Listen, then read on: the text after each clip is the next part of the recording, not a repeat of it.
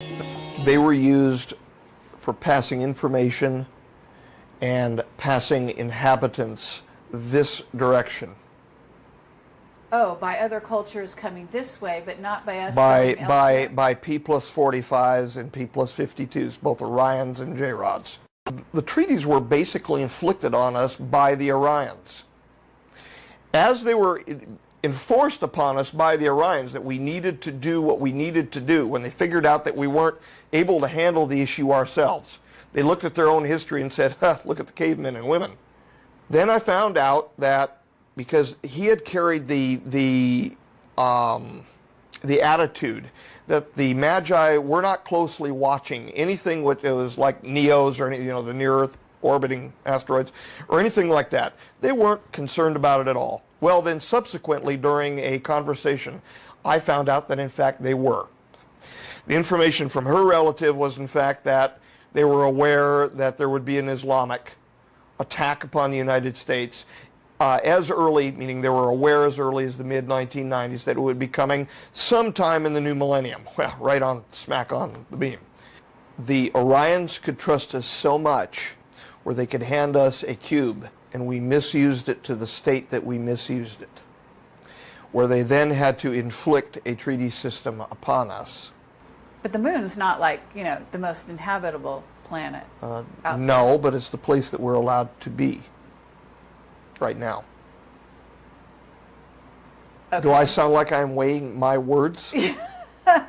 That our emotions affect our state, our physical state. That our orientation to the energies which are available from the cosmos, if you will, affect the state of our DNA, affect the state of our health, and they are applying that as an experimental protocol, a rubric, if you will, to change the state of the people on board so that they can sample them for biological material. I have a question about the probabilities, Dan. The low probability... When you ask a question, I really serious. The low probability, according to what I understand, what you said earlier, is 19%. Is that still valid? Because that's still playing Russian roulette with one bullet in a barrel of 5. Is it not? And actually it's slightly worse than that. In all honesty, it's slightly worse than that because there's only an 85% confidence level to that 19%. So that doesn't quite sound like we can all relax. I don't think it's well, no, I don't think it's a question. I think we need to do the right things, and there was a correlation to the successful and unsuccessful outcomes, which involved the people of the world being united in purpose for survival and for care for our world. And that's the reason why we did this crazy thing. And it sounded crazy, it looked crazy, but we did it because it was the right thing to do. And I ended up having to send a team of people out, canvassing the regular people of the world and handing flyers out stating that the time had arrived for us to pray for unity. And I would still encourage that seriously and sincerely.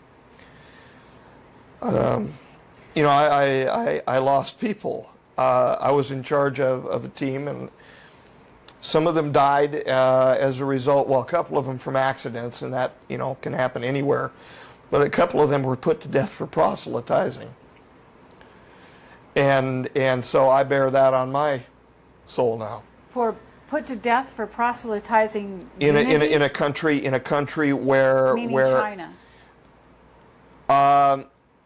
There was in fact 2 deaths in China, and we also lost some people in Saudi Arabia and a couple other places.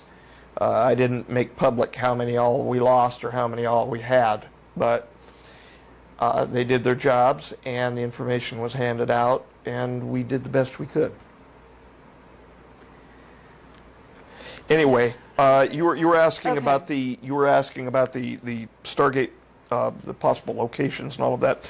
On June 16th of 2003, in RV number 0403, Deborah was requested to do a remote viewing session a sole one, a series of them, in fact, that she conducted, and she found several locations. Among them was, in fact, Voloshanka.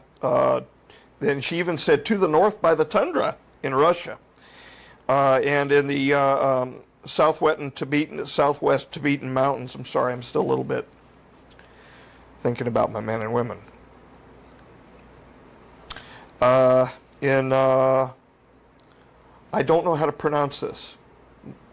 Mosjoen, Mosjoen in Norway. And that was a big, big hullabaloo.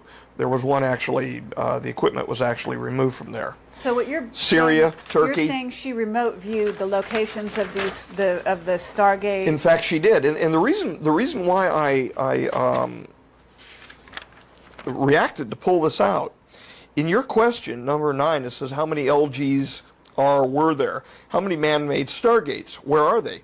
And you gave a list of possible countries. In that list, you mentioned Bulgaria. Right. Well, on the second page of it, she's got the Pirin Mountains in Bulgaria listed. So I just wanted to kind of let you know. Thank you. And a couple points in Egypt, and she didn't, in fact, in this one mention Iraq, because she was working separately for Iraq. On February the 4th of 2003, she did a special RV. Says, I came up with the following in my session. I saw a place 10 miles southeast of Baghdad. This, by the way, is a place where we ended up actually raiding and removing what they thought were rings for what they called weapons of mass destruction. Well, there were rings, all right, but it was a different kind of weapon of mass destruction. I pictured a big tree on the ground surface of this location. Now think about how Saddam was finally found. Yes. Behind the tree, there was a hole in the ground that had a piece of wood over it. I saw a man looking and feeling like Saddam have a guard lift the wood over the hole. Saddam then entered the hole and jumped into what looked like a platform at the top of a set of stairs. In remote viewing, I don't remote view, but in remote viewing, from everything I understand from her, time gets mixed up, overlaid, and sometimes Yes. off-shifted. Yes. And she clearly saw him in the spider hole. Mm-hmm. She also indicated that she found the work area down there, and in fact drew the work area, which they ended up finding the one gate in Iraq. Okay. Interesting stuff, huh? Yeah, absolutely.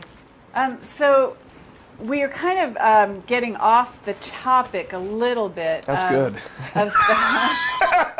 Of Stargates and all that. Am I causing that? I'm sorry? Said, am I causing that? I hope not. We know that Kaela escaped through a Stargate. With your assistance. That was described in one of our last videos. Yeah. And E.T. went home. Yes, E.T. went home. Yep. And the interesting thing about that is that you also had an experience in which you sort of fell into the Stargate and then kind of didn't go all the way, so you stayed in this reality. Well, kind of. Kind of. I was expelled several yards away onto a slab of, it was either limestone or granite, I'm not really sure, or sandstone. All I know is that it was hard when I landed on it. And it was on the other side of the tarpaulin over, the area was separated, human ET side, for the actual staging around the Stargate. It was the military operation. And I ended up on the other side of the barriers, which were like raised curtains, so that the people around the area who were actual inhabitants of the area couldn't see. And I landed on that, and I moaned or groaned or was wondering where I was, and was in fact then approached by men in guns who were very upset with me. But okay, but you saw the inside of a wormhole, right? Momentarily. oh, I can't really say that. There was a gray curtain, almost a misty type curtain, very similar to what I remember during the time that I was in a coma back in the 70s. And I saw certain things on the other side, but it was a flash, and that was about it, and nothing really remarkable to talk about. Okay, so you never went through, all the way through. I mean, I'm asking, did No, you, I was have you? No, I know I you did had not that end up, I do experience. not remember ending up anywhere else. Have you ever gone through a No, Stargate no, in, no, in no, your no, no, capacity? no, of- no, and no, and no, there are no rotating ring-like devices where men with military equipment walk through and meet Raw on the other side and bring their nuclear weapons with them. No, no. There are, yes, I'm being derogatory towards Serpo. Oh, well, I thought that you were talking about Stargate. Well, that's what Serpo came from. I mean, you know, Okay. this list of, well, we've got our nuclear weapon with us and all of this business, and they could have picked something better than the name Serpo if they were going to go with it. But Serpo it's a reptile park in, what is it, Argentina or the Netherlands? It's the name of a reptile park. Uh-huh. And I think it was picked more by the former ops who were actually putting the disinfo together. And what they did is they just simply took a name and they turned it backwards. It was Opress. Okay, it's but a there was it's no a K4 Stargate code. in Serpo, in the Serpo story, as told to people. Okay. Okay, but so, There's no Stargate in the Serpo. that's what I said. Yeah, sorry. So what I'm asking is, we have Stargates, okay, that have been decommissioned, Yeah. okay, which access time travel technology. Yeah. Okay. These Stargates, before they were decommissioned, we must assume were used. They were used for passing information and passing inhabitants this direction Oh, by other cultures coming this way, but not by us by going elsewhere? by P+45s and P+52s, both Orions and J-Rods. What about all the other, I mean, I don't know if you're party to this, but how many other races are out there? I am aware of one interdimensional species that won't speak with us directly and was communicating via the Orions, the P+52 Orions. That's it. Okay, so You know, you're- and I've been 20 years. It's confusing to me because I've got so many people with such great certitude. And I've been 20 years around these people, and either they were the greatest hiders in the world, even while drunk, and some of them drunk and recreationally drunk. And that's the way I should put that. Comes with large amounts of money. Sometimes they pay for products to make them feel good or whatever. I have never, you know, it's been a joke. I hate to put it this way, but a lot of the UFO community, like to them, the stories have been a joke, and a lot of them have been proffered by the folkloristics unit in Majestic. They actually promulgated a lot of these stories, and now they hand me the bag to come out here and go, boo, you know, sorry, the boogeyman ain't real, I guess. okay. The only thing that I'm aware of are the P+45s and the P+52s. The intergrades between them over the 7,000 years between them cannot be contacted per treaty. The P+52 J-Rods and Orions I'm aware of, and the P+45 J-Rods. At the time the P+45s were around, they were unaware that the P+52 Orions, which would then be P+45 Orions, even existed. They didn't even know that they still survived at the time.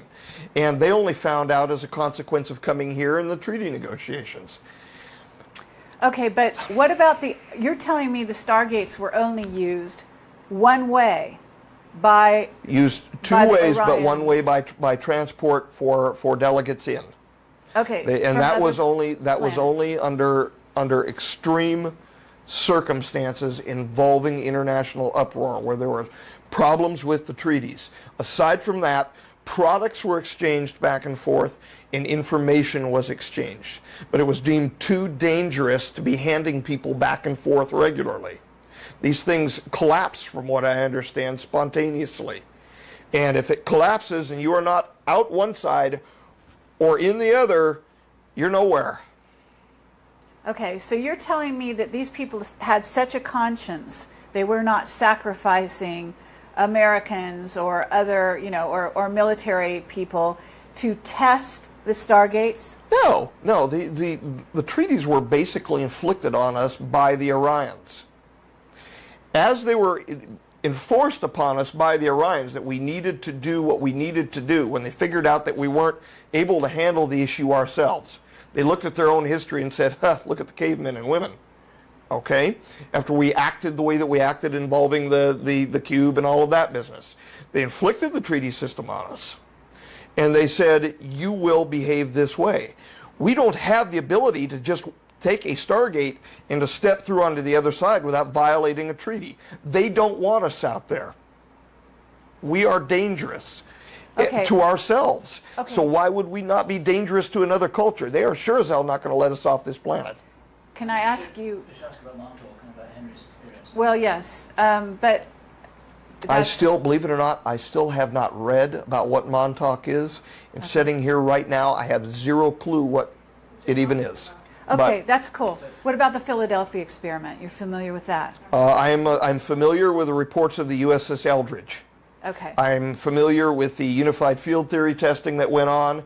In fact, the unified field theory testing did go on, but it made something which was, from what I understand, radar invisible, but not involving everything that I've heard all of these other movies about people going back to 1941 and prior to Pearl Harbor and all of this business, and walk through the time tunnel and all of this.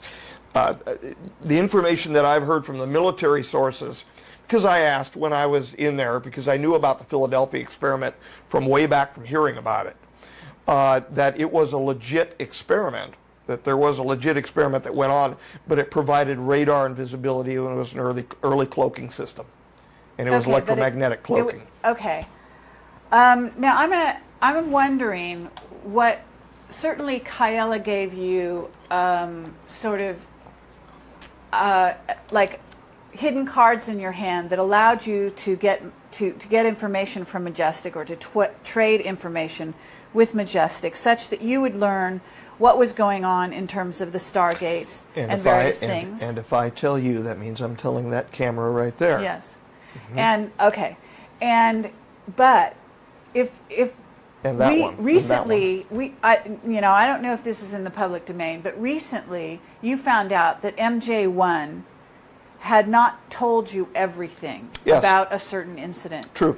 Okay, which was a incoming meteor. It was Apophis, and the big thing is the affidavit that I wrote and the dust-up that happened between he and myself was based on the fact that he said, and I told him not to lie to me again, and the reason why I told him not to lie to me again, it involved the time period where I was told to keep my mouth totally shut because of timelines. Then I found out that it was a bunch of garbage, basically just to manipulate me to keep my mouth shut.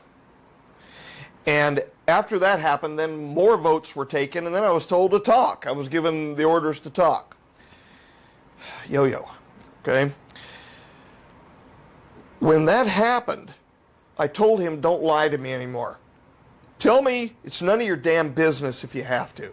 I can accept that better than being lied to. It's more honorable. Sure. He said fine.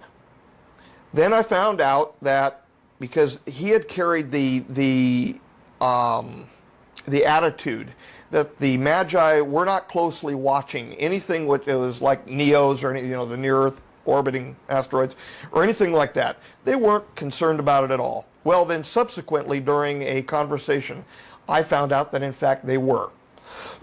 This caused a mild dust-up, which was then heightened because of information from her relative. The information from her relative was in fact that they were aware that there would be an Islamic attack upon the United States as early, meaning they were aware as early as the mid-1990s that it would be coming sometime in the new millennium. Well, right on, smack on the beam. That made it worse. I had told him that if he ever lied to me again, I would make him pay a price for it. The simple price was naming him. Okay, but and after that, there has been conversation with that particular individual since, and everybody's okay with everybody. I mean, 20 years, more than 20 years. I first met the gentleman at the back of the Lambs in the museum. More than 20 years, since the mid-1970s. Relationship is not going to go by the wayside over a dust-up. Sure, I understand. But the reason I'm alluding to that is that here's a case where I know what you're alluding to. Okay. Where you don't know everything about what's happening. And you haven't necessarily been clued in to everything. No, I haven't. And so you are telling me that we don't go both ways in Stargates, and this is what you've been told. Okay? And you are telling me that there's only 2 races, maybe a third that's, doesn't have... 3 races plus us, maybe a 4th. Okay. So all I can say here is this is interesting because we have gotten testimony from a lot of different witnesses, people who have different psychic abilities, who have come from the inside, from Black Ops, like our Henry Deacon, telling us that we are accessing Stargates constantly and going, in fact, between the Earth and Mars and going between the Earth and the Moon, and possibly other places as well. In other words, not just that we're staying out of space or out of the Stargates because the Orions tell us to. Well, they were used. They were used in timeline number 2 to gradually access Moon and Mars. Now, there is a possibility that the information that he has or has to do with a future timeline. That would make sense to me on that level, but not on the level of, hey, honey, let's take the kids to Olympus Mons today. No, but how about if the military is sending equipment back and forth, et cetera, et cetera? Okay. The Orions could trust us so much where they could hand us a cube and we misused it to the state that we misused it, where they then had to inflict a treaty system upon us. Are they running our country? Are they running our world? No, no. They're simply constraining what we're able to do. No. No, we're running our own show down here, meaning when I say we, I'm not talking about the common folks that are, like being starved to death every day. We're running our own show politically down here. These statements about, well, these are mind-controlled this or that, automatons working for the ETs and the government. No, no, no, no, no. These are good-hearted and black-hearted people, both, all fighting each other to run the geopolitical scenario. That is an honest, assessment from what I've seen, what's going on. But we are constrained as to what we are allowed to do. Meaning where we are allowed presently to off-world. I understand. Very nice, very nice. We placed our hands on our hips, and Underdog flew the American flag on the moon, and we showed ourselves so wonderful and all of that over the Soviets. But that doesn't mean that we're quite able at this point to go and camp out for too long. Okay, so now you're telling me why we're not theoretically, or we haven't gone back to the moon, at least overtly. We're busy, right? We're busy throwing sticks and stones at each other. And another reason why why we cannot go back there is part of the treaty system allows us to have a certain repository set somewhere on the moon, and that repository is presently there. Okay. And that is in case the T2 timeline should eventuate, or there should be a geological or a global catastrophe of like size. Okay, which and is it's the there, arc, what you called the arc. Yeah. Okay, which, from what I understand, used to exist here on the planet. Well, in several pieces. Right. Okay, so they took it up to the moon somehow. Yeah, it was It went assembled through the and Stargate? no. That was going to. In fact, they were building equipment up north from here, and they ended up getting it about 3/4 of the way built. I actually told Bill Hamilton about this when we were walking on the Jeep Road out at Frenchman Mountain one night, and he says, "Well, where's it going to go?" I looked like that and kind of pointed up, and there the orb was setting. And he says, "Ah." Okay, but you call it an ark. Is this something Well, that's that a nickname people, for it.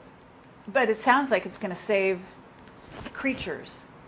It's got genetic and tissue and other products.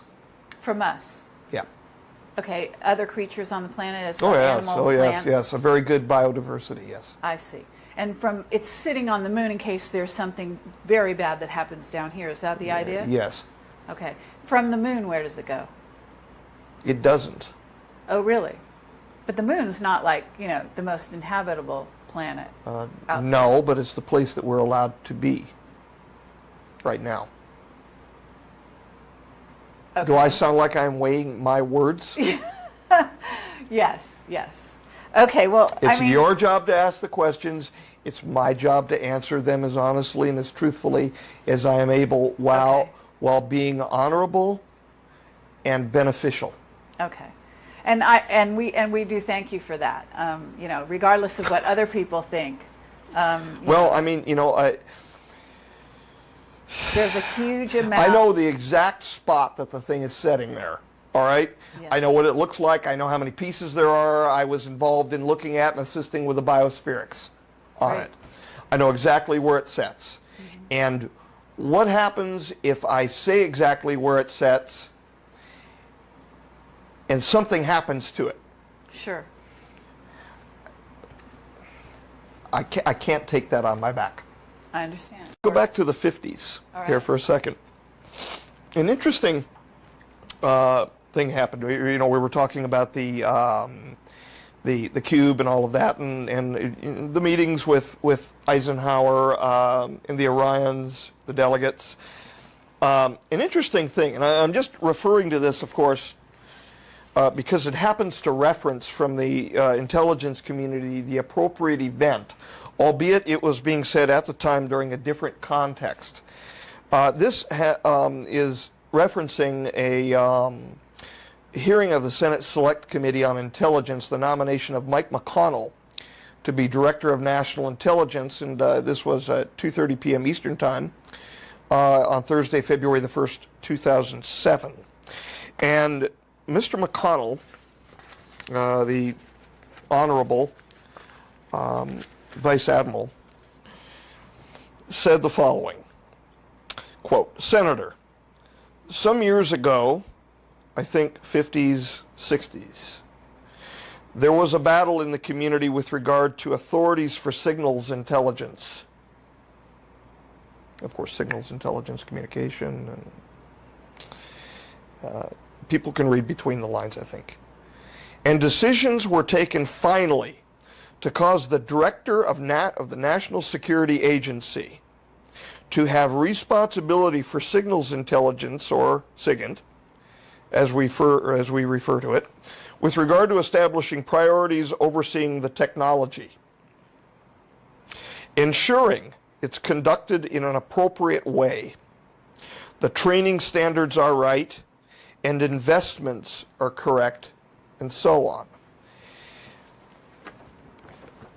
I got a little report here, which was released on 17 February of 2003. This was actually sent to me by Bill Hamilton, and it was written by a person named Matt Guza. I don't know who the person is, aside from Director IC USUFOIC.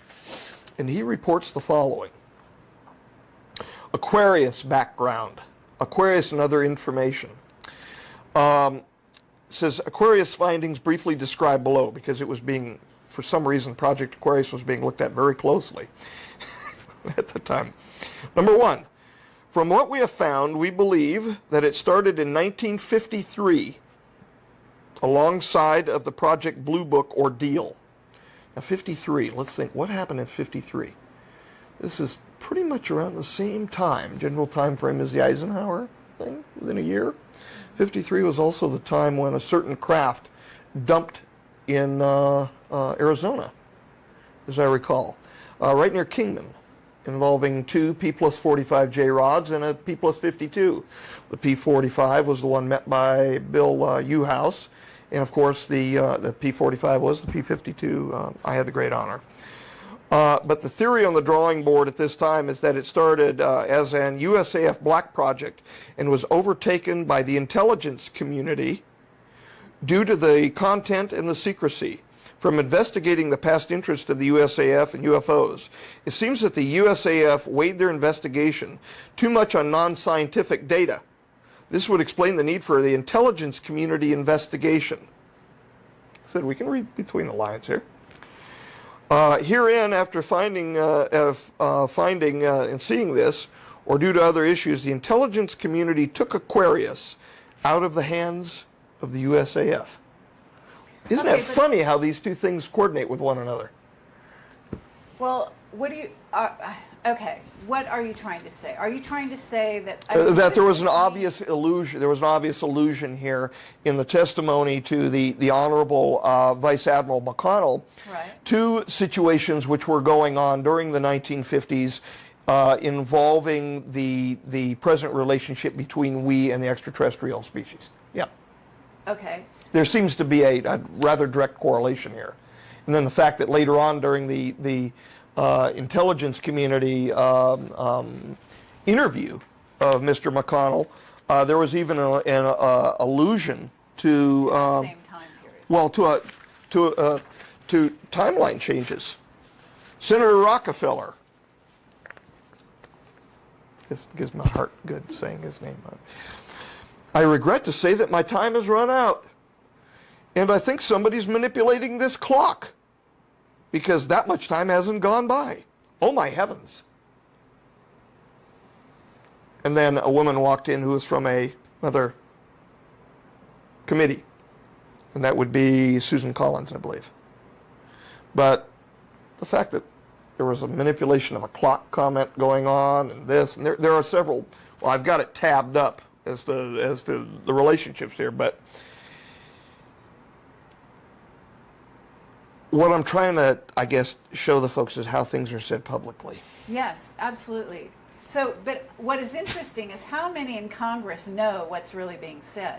Well, the head of the committee here, this committee was chaired by John D. Rockefeller IV, Democrat of West Virginia, and there is I have no doubt that Rockefeller is in the loop. But well, I have little doubt that he is in the loop as well, and may have been in the larger loop as opposed to not the Majestic 12 loop. Anyway. Meaning a member of the Illuminati. No. There was a larger group that existed between 63 and 67 properly in approximately 2002 called the Committee of the Majority. Oh, okay. Okay, well then, all right. I mean, you know, you got people like Rockefeller that can call the war that happened in 1991 as the Persian Gulf Procedure. That's right, he actually called it the Persian Gulf Procedure. Fascinating. Wasn't a procedure that I was in, but anyway. Okay, well, we've heard that since then it's now called, there's 40 members, and it's called, isn't it the PI 40? That's an old name? That's an old name. That's an old name. That's an old name for it. So what you're saying, or what is being said here, is that there is some catastrophic events that have been mitigated to some degree, hopefully, by a certain amount of unity on the planet and a certain amount of effort towards the positive. And I'm assuming and removal of equipment, yeah. Okay, but they removed the equipment because the equipment told them to remove it? In other words, they removed the equipment because the history indicated that the equipment was operating during the time of the catastrophe and was a proximate cause to the catastrophe by increasing the amount of energy into our asthenosphere and causing a global catastrophe. Well, it's just that. In a sense, the equiment was telling, you know, it's almost like... well, it was the equipment and it was the 2001. delegates. It was also the delegates to the treaties and the representatives, including Kaela. The Orions were saying, hey guys, it's the equipment, shut it down and you'll have better luck? They were the leading force in that, yes. Really?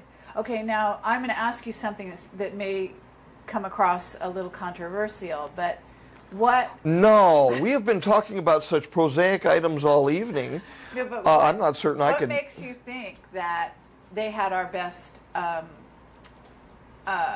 our best futures in mind when they told us to turn that equipment off? In other words, why should we believe them?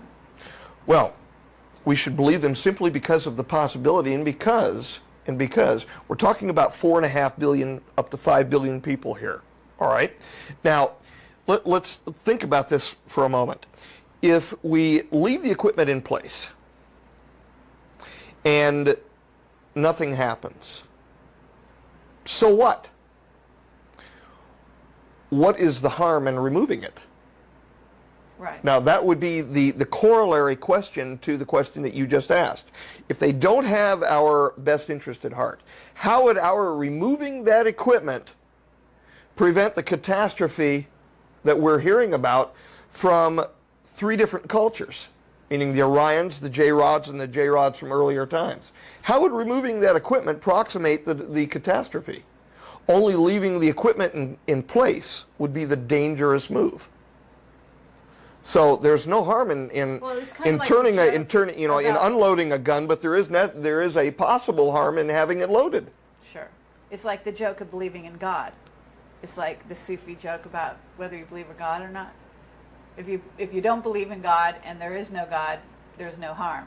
But if you do believe in God and there is a God, it's going to be a good thing in the end, right? Well, may take you a few more trips back, but okay. So I don't know. That's up to God. Right. Well, in a sense, that's what you're saying. This is an issue of practicality. Yeah. If we have a piece of equipment there that could possibly cause us harm, let's say they're wrong and it doesn't.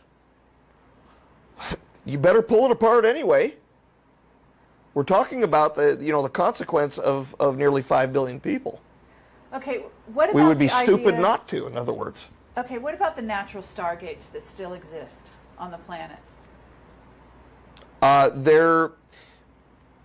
What has been heard from my background concerning the natural Stargate issue is what was going on at Frenchman Mountain. And to access that, they were using one of the Stargate devices. They had it hauled out there. Okay, I mean, for example, Sedona has several vortexes. Oh, sure, they're all over the place. Yeah, and there are several natural vortexes. Mm-hmm. Just to create even a cyclone or a hurricane creates a sort of a vortex. Sure. Okay. Sure. Through which certain races can travel in their ships, it is said. Okay?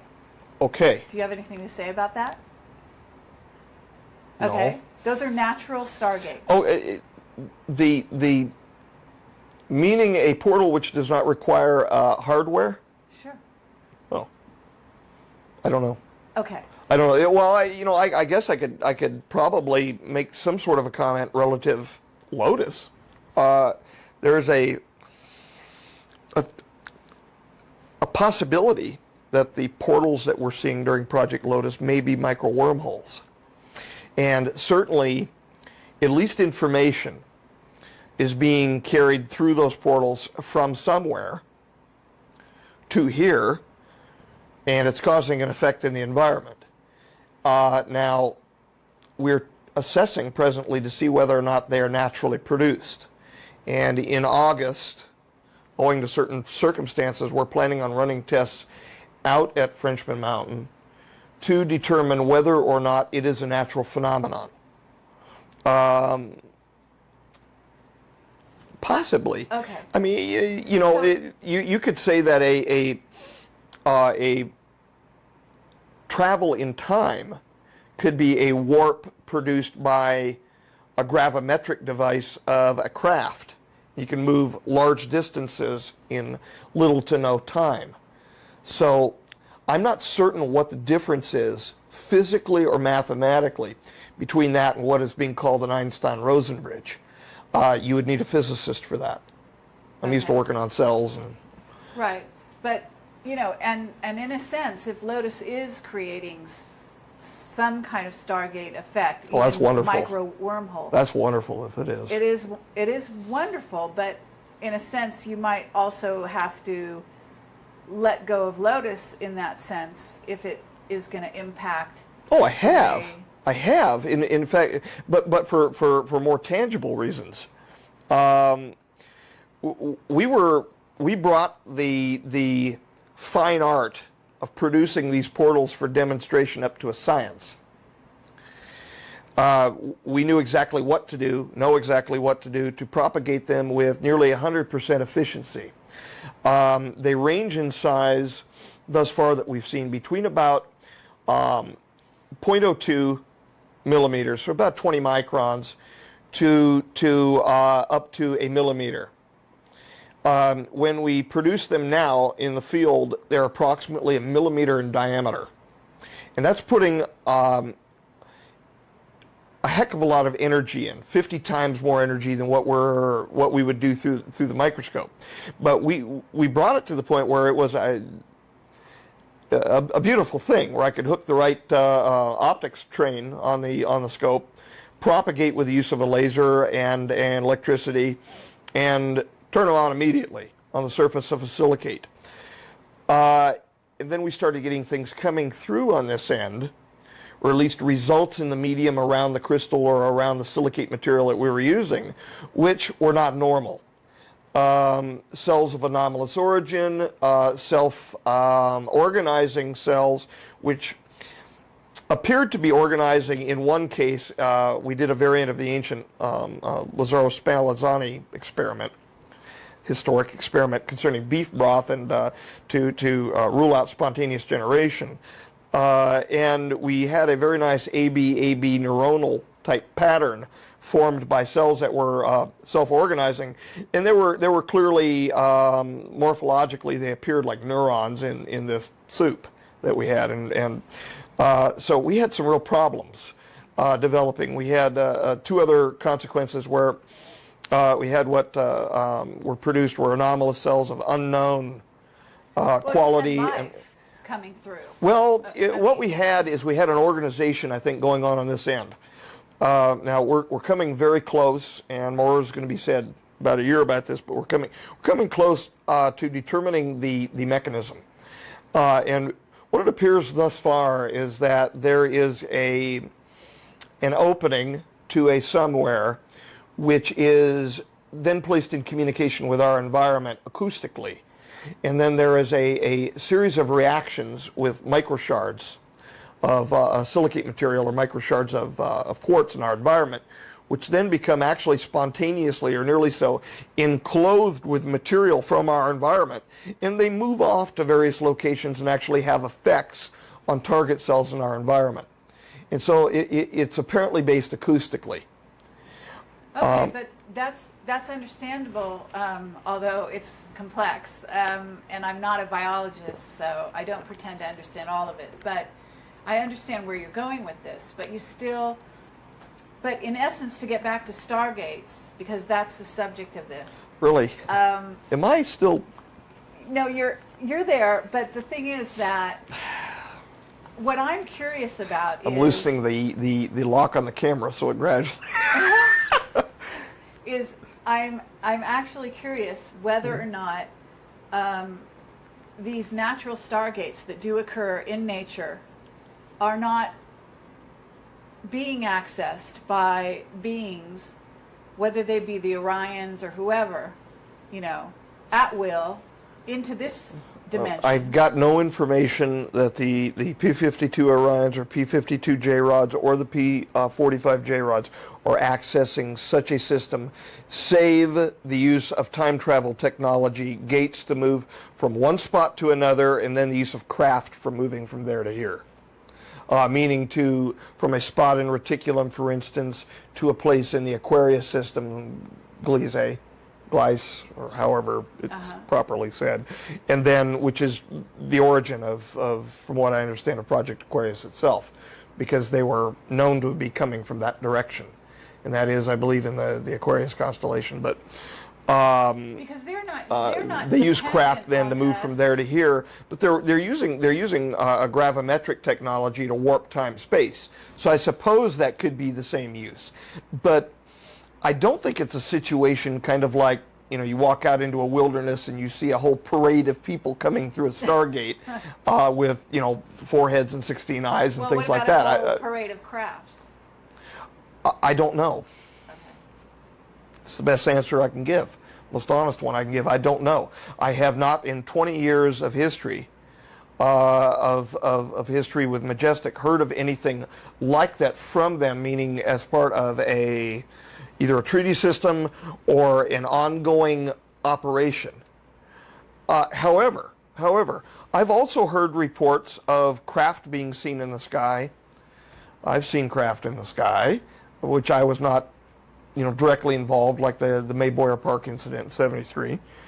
I've seen what I believe. Well, I have to say lights in the sky, Well, not craft. We've seen. Come on. We've seen. She has seen craft, and she's not feeding me full a line of bull. You can stare at the sky and see the crafts zipping around. Well, there are meteors too, and but- there are also experimental aircraft of various types. There are also back-engineered aircraft, which are being spotted too.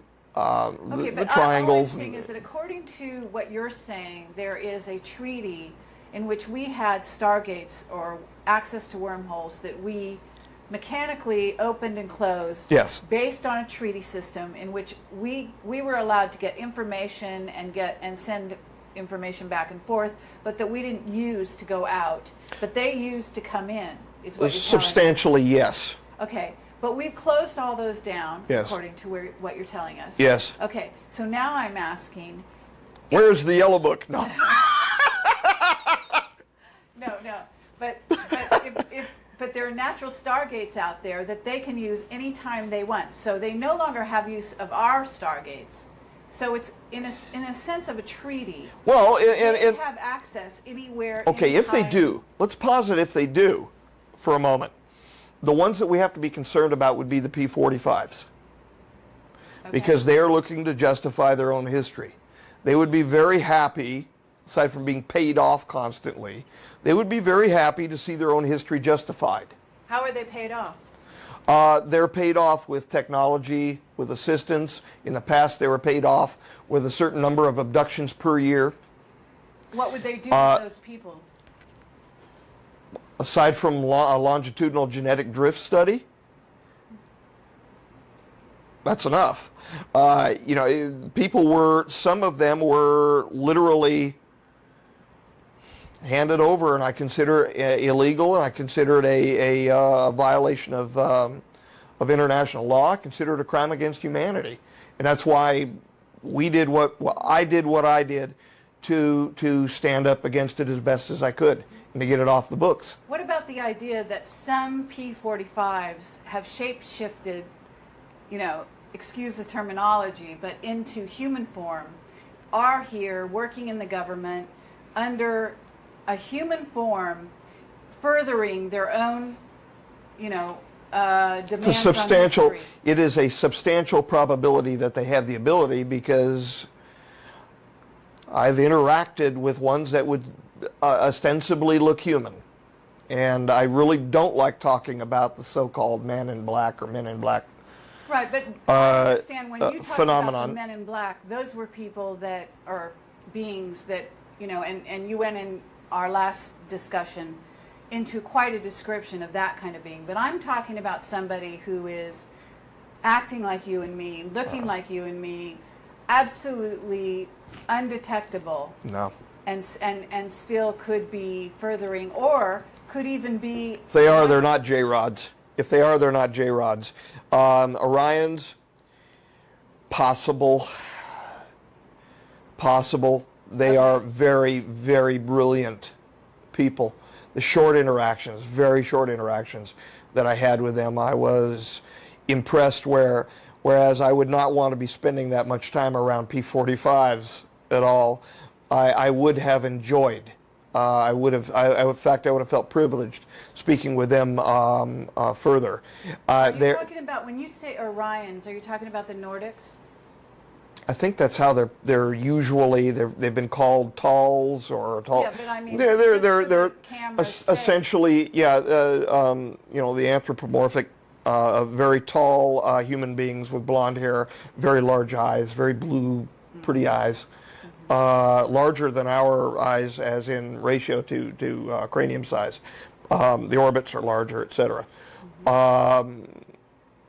Just brilliant, just absolutely brilliant people. And what I found most intriguing about them is how they modulated what I consider their brilliance through emotion. The emotions coming from them were so less rudimentary. They were so more complex than what even I experienced with Kaela. I would have really enjoyed spending some more time with them. Okay, but they're here on this planet interacting with us, isn't that Well, right? they interacted with us. I'm not certain if there are presently any on Earth or not right now. Okay. I would say that you know, they're 50,000 years, a little more than that, ahead of us. Given the similarity between body structure, between size even and body structure, cephalothoracic to thoracic ratio, similar enough. I think they could probably, if their eyes didn't look the way their eyes look, they could probably get away with walking around. Okay. But their eyes are, they're way larger than ours, and they look like, essentially like these Bratz dolls that the little tween girls are going after nowadays. You know, the eyes are too large. You see these eyes, these hyper-sized eyes. I mean, it's fine on a Bratz doll, but if you walk this thing out onto the street, it's going to get picked out very quickly. Okay. So I just don't think so. Now, I at the same time, I have to say, are they smart enough to probably get away with it? Figure out how? Maybe. Maybe. I doubt it, personally, because I've met a lot of very interesting, but a few strange people in the last 4.5 years talking with the public who believe that there are literally reptilians walking around that are wearing masks and things like that. No. You know, I'm a little more rooted in reality. I hate to put it that way, but no. I joked with her that I wanted to do something over at the first place where we were at for my debriefing. I said, when the debriefing gets done, what I wanted to do is I wanted to hire some special effects people for real. Would end the debriefing, and then we would stop, and then we would begin filming with another camera. And I was just suggesting a joke. It never got pulled off. Somebody, what I was going to do is have a special effects person work me up with my face over the top of a reptilian face, and I was going to rip it off and go, God, I'm tired of these human masks. And just have this little segment put out there as a joke. But she told me that people would take it seriously. Yeah. People would believe it. You can't do that. People will believe it. It's true. I don't know. I've got a strange sense of humor, I guess. Okay, but you had a dealing with P-45s, P-52s, and these beings are, their treaty system is being adhered to because they are here in underground bases, monitoring us at all times, because otherwise, how do they know that we are abiding by a so-called treaty? Because supposedly, we broke treaties. Isn't this right? Well, we have strained. We have strained the treaty system more than once. So have the P-45s. Right. So we have in fact come into conflict with one another at certain times. These conflicts have been amicably resolved. And we are presently in an amicable state with one another.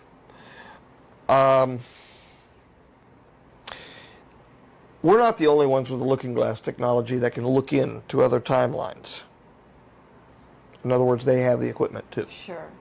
And so it's not that difficult for those who might be wishing to enforce the treaty on their great-great ancestors, to look into the present time as an expression of them looking into their own past and watching it change.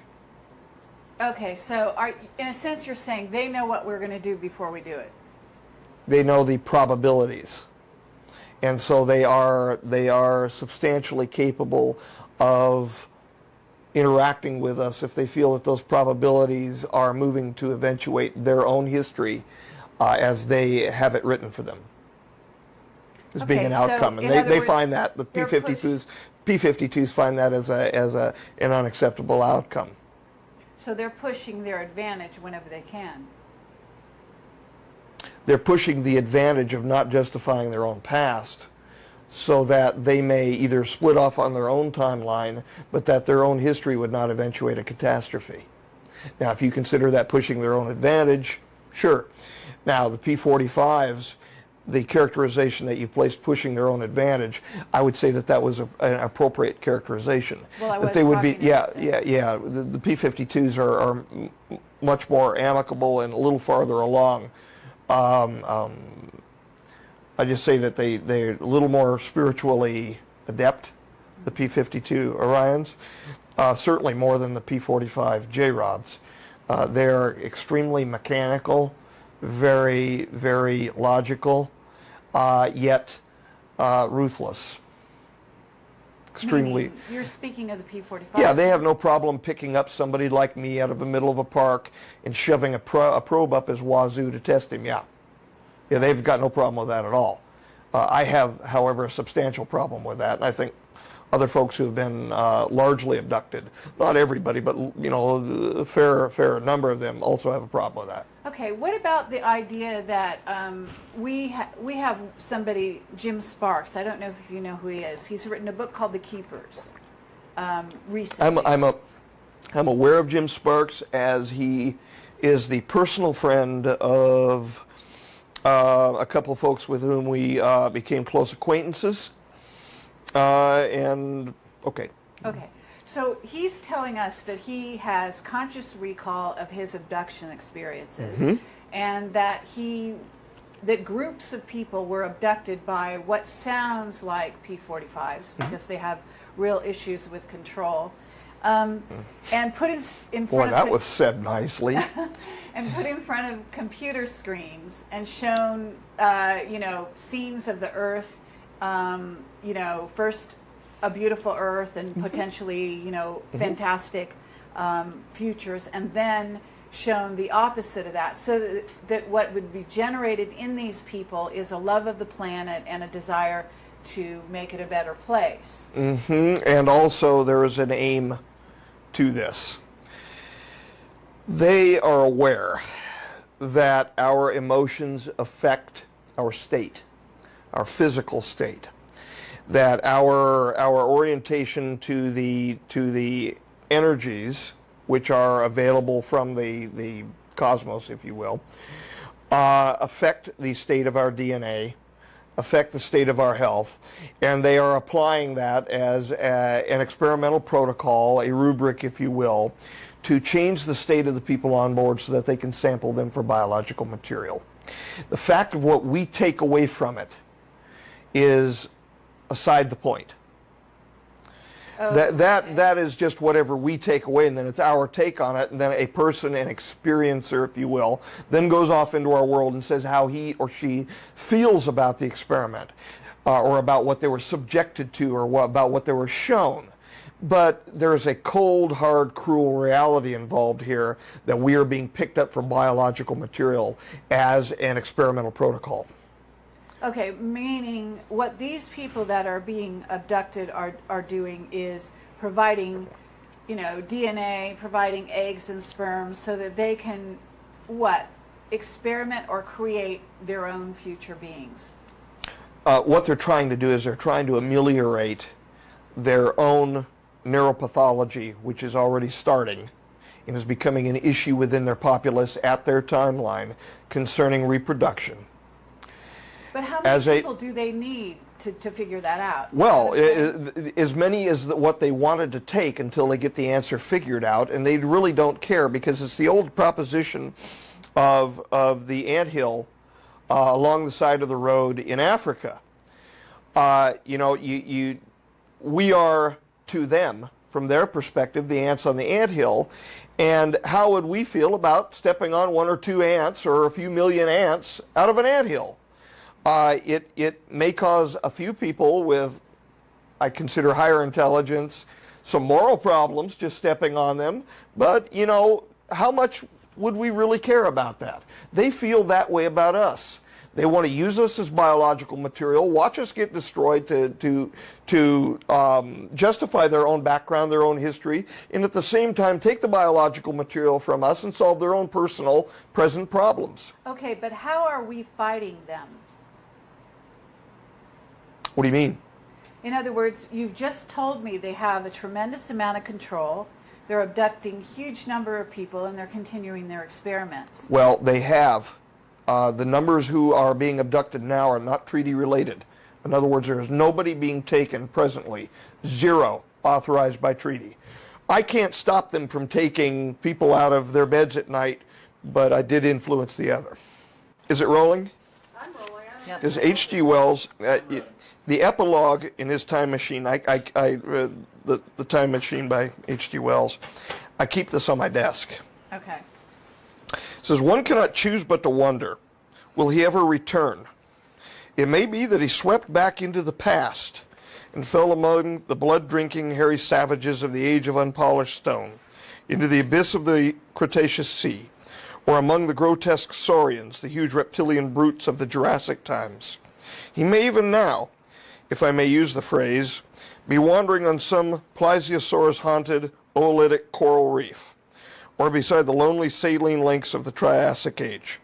Or did he go forward into one of the nearer ages in which men are still men, but with the riddles of our own time answered and its wearisome problems solved?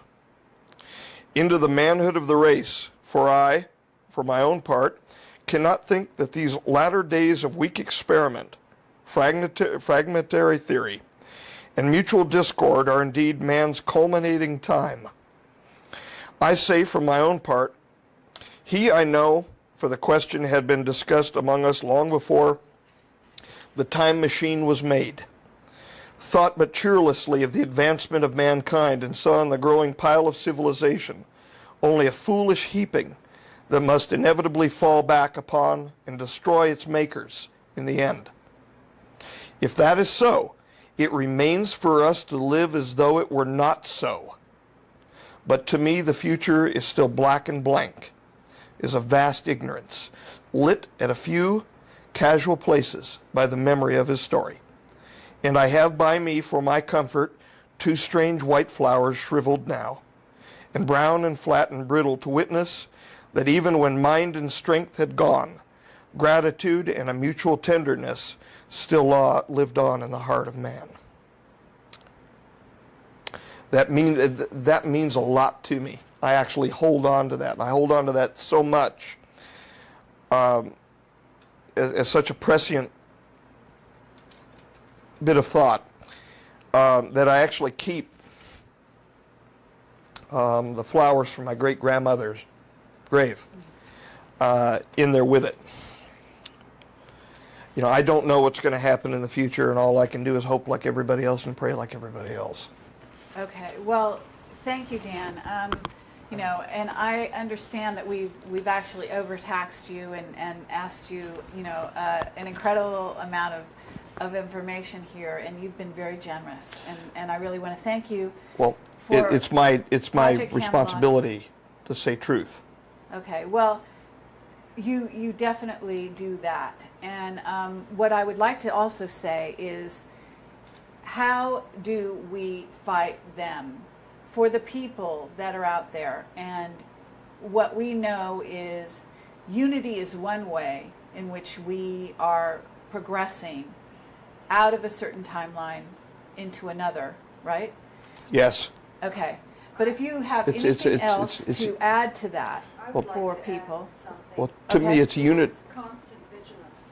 Yes. constant vigilance. That's good. That's very good. Constant Okay. vigilance. Also, there are many operatives, not just like Marcia and myself, but many operatives who are coming out of the old Majestic who have had experiences like this, Most of those operatives are not willing to say anything. However, that doesn't mean that they're not doing things. We are acting in concert with some of those operatives and with other groups to try to motivate the information from the inside, which could be used for the beneficial application for humanity, to humanity. And we're doing our very best to motivate that through. And some of it is being seen in very little snippets of it, the projects that we're proposing that are going to be coming in the future, like Argo and ISIS. I guess the only thing I can really say, aside from the constant vigilance, is to act to the right. When a wrong needs to be righted, or there needs to be a stand taken for what is right versus wrong, that our present time doesn't mean that that we're so modern we have to get rid of the ideal for the real.